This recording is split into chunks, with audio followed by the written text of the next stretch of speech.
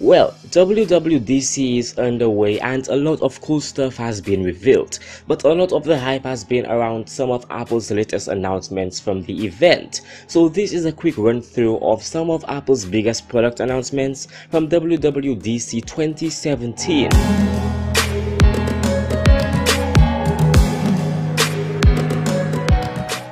So let's talk about the new smart speaker. It turns out Apple wasn't quite aiming its smart speaker to go against just Amazon Echo and Google Home, but also the Sonos home entertainment speakers. It's called the HomePod and it uses spatial awareness to tune and better fill the room with sound based on the space it's in. It also has a musicologist feature that works with Apple Music to stream the music you ask the speaker's built-in Siri to play. You can even ask more complex music-related questions like who's the drummer in this song or what album came out on this day 20 years ago.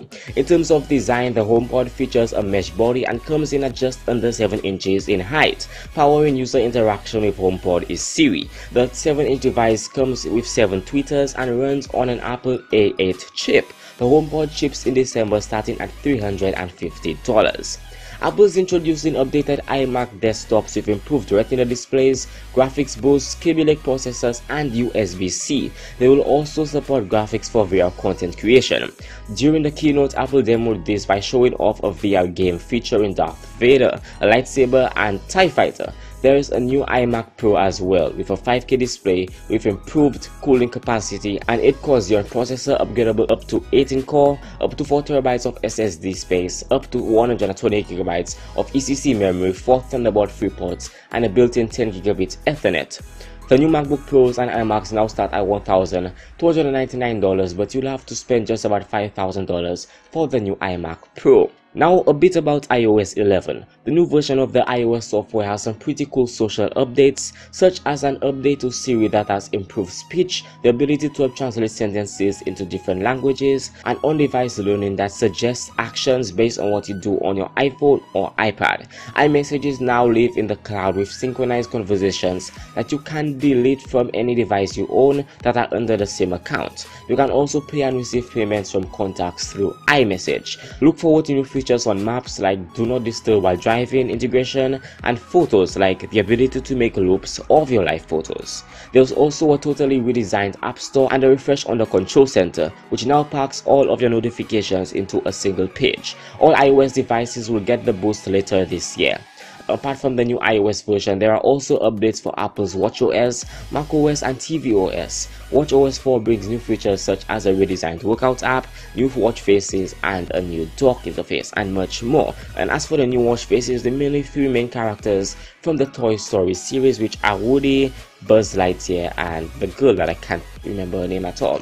macOS 10.13 High Sierra includes its own fair share of changes, including virtual reality support, improved graphics, Safari improvements, and overall focus on refinement and technology improvements. The smallest update by far is tvOS 11, which we still don't know too much about. The upcoming version of macOS will be called High Sierra, and it comes with updates to Safari that help block side trackers and auto-playing videos. Apple's also added new photo editing tools like Curves, which is helpful for those who do not have Adobe Photoshop, and it has better filtering tools to sort images by keywords or faces. An updated file management system will be a part of the update as well, which speeds up directory cloning and native encryption. On a graphics card, there's a second version of Metal, support for VR, and a Metal 2 developer kit that you can order with an AMD GPU to tune apps for external graphics. Now, I'm not really a huge fan of the new name for macOS, but Apple's gonna be the usual Apple and make word changes that not everyone is gonna agree with. The iPad Pro will now be available in 3 different sizes. With a new 10.5-inch model introduced, there is a 12-megapixel camera just like the iPhone 7 with a 7-megapixel selfie cam. It supports USB 3.0 and has 10 hours of battery life. There's a new feature called ProMotion, which reduces the Apple Pencil's latency to 20 milliseconds. It can automatically adjust the refresh rate based on what you're watching, fast-moving video versus a still image. ProMotion also doubles enables a refresh rate to up to 120Hz. The 10.5-inch iPad Pro will be available starting with a 64GB configuration at $649. It's available to order now and it will start shipping next week. And finally, a little bit about Apple TV news. Apple TV already has 50 partners integrated into the app to let you stream whatever entertainment that you want. Now that list also includes Amazon, which will build its Prime Video library into Apple TVs later this year. This sets the stage for a 4K capable Apple TV in the fall, since now there's one more third-party library with a huge library of 4K content. And this is basically the bulk of what was announced at Apple's event during WWDC 2017. If you enjoyed that video, feel free to smash that like button down below, comment what you think, and consider subscribing for new videos every single week. Also, you can check out previous videos for some interesting tech-related content that I am sure you will enjoy. Thanks for watching, and I will be seeing you in the next video.